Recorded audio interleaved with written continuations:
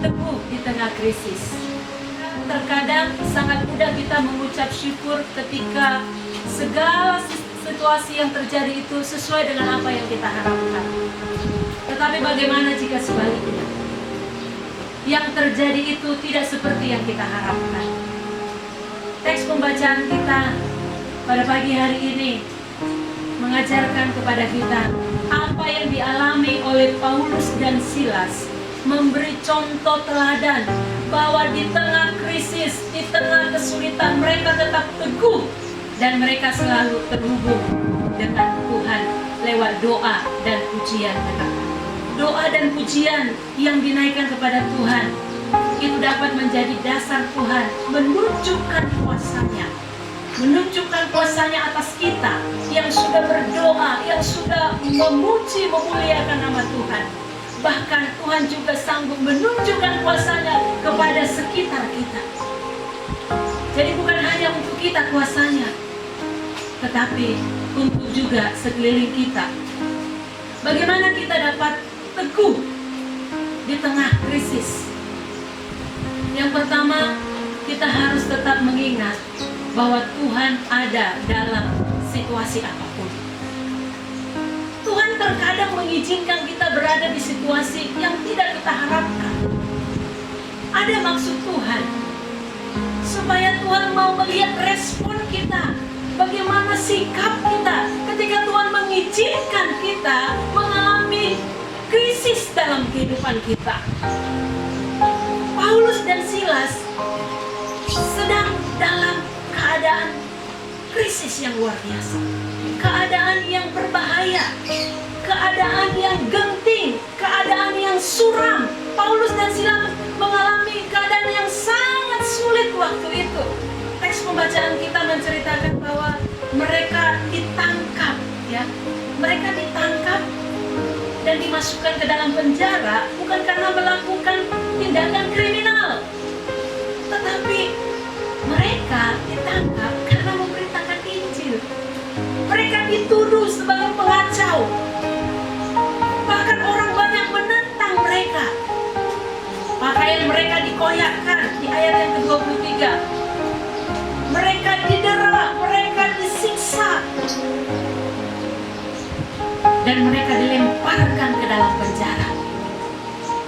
Dan di dalam penjara mereka dipasung kakinya, dibelenggu dengan kuat kakinya. Luar biasa krisis yang dihadapi oleh Paulus dan Silas waktu itu.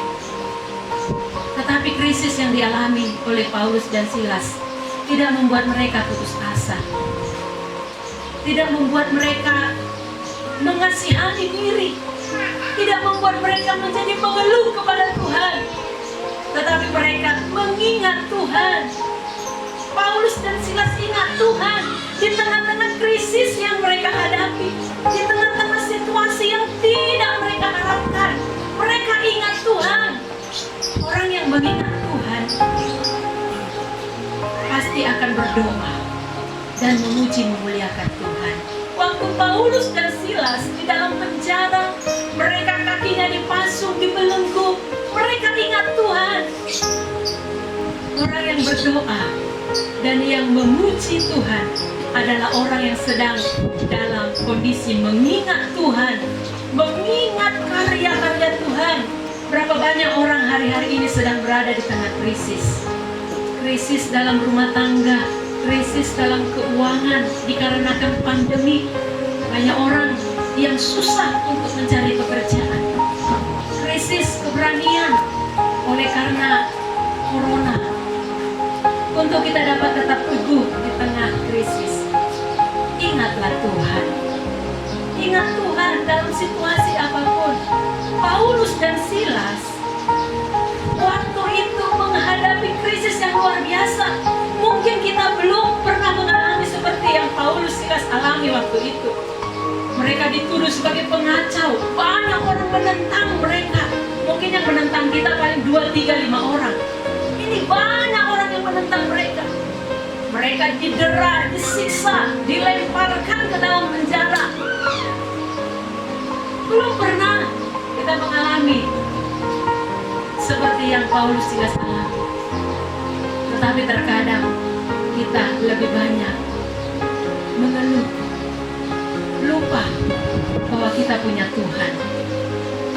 Untuk kita bisa tetap teguh di tengah krisis yang kita alami saat ini, tetaplah ingat Tuhan.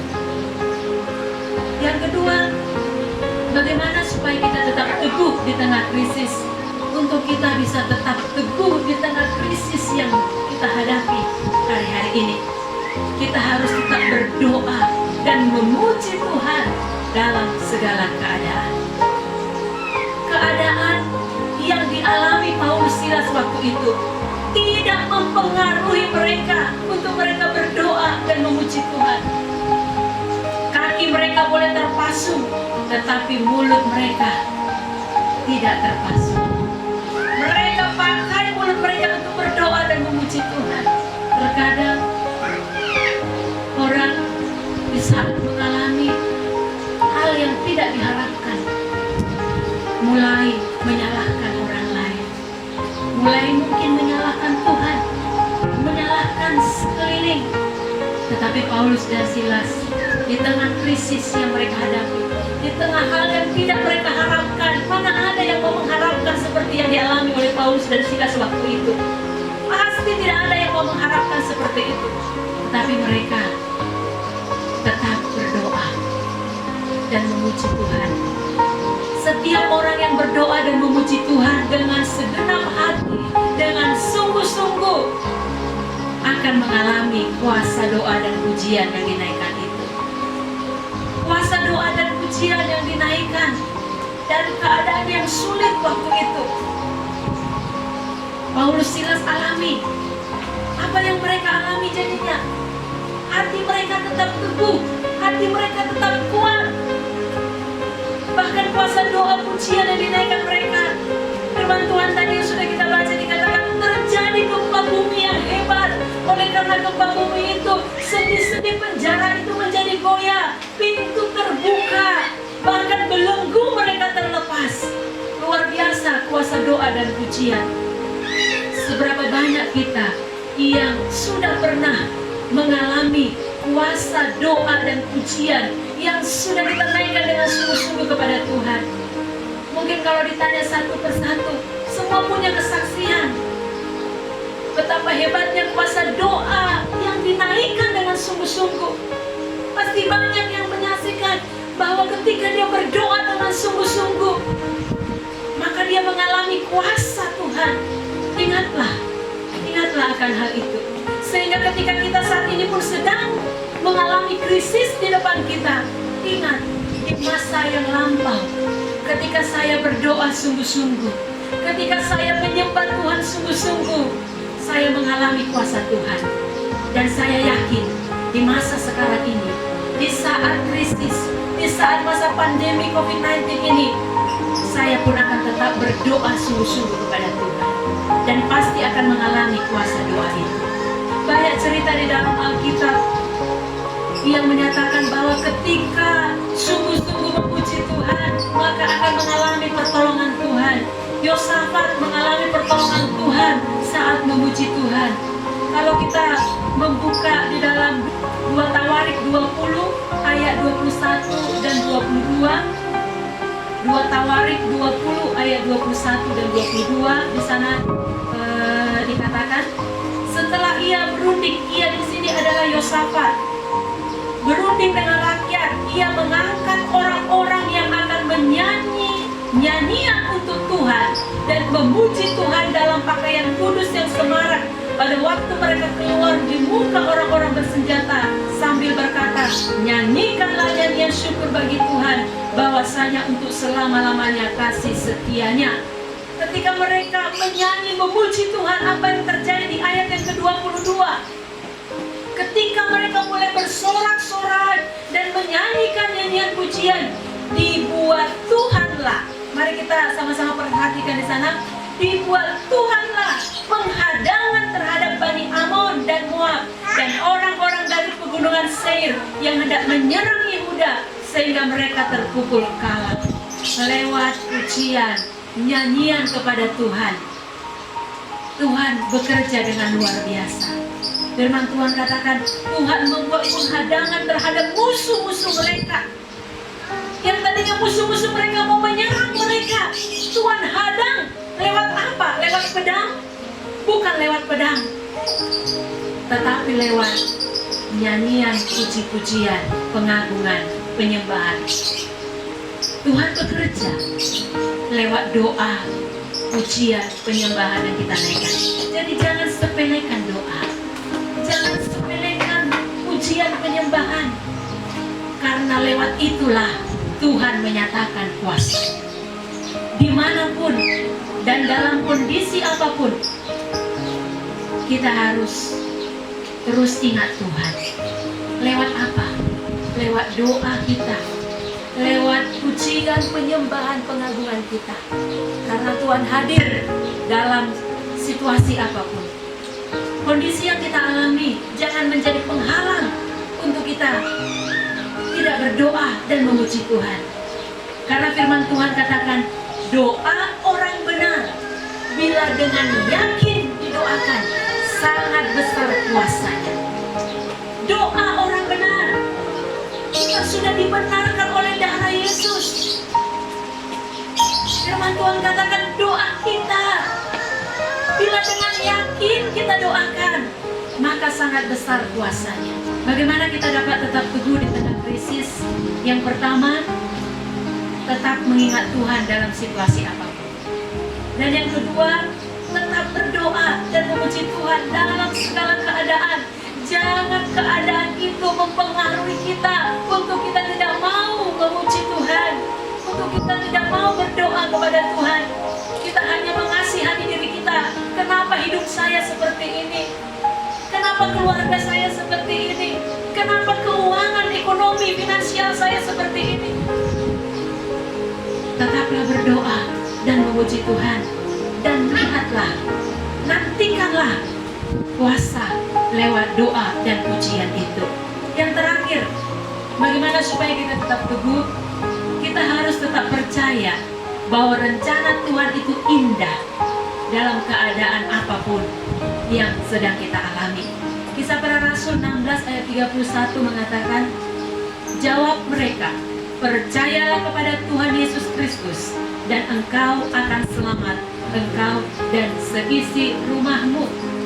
Justru di dalam penjara lah Paulus dan Silas punya kesempatan untuk memberitakan kabar baik kepada kepala penjara itu. Tadi kita sudah baca, kepala penjara itu mau membunuh dirinya. Dia menghunus pedangnya dan hendak membunuh dirinya.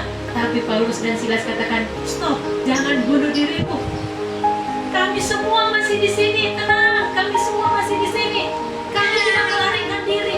Akhirnya kepala penjara itu tersungkur di bawah kaki Paulus. Apa yang harus kulakukan supaya aku selamat? Disitulah momen yang sangat tepat Paulus memberitakan kabar keselamatan.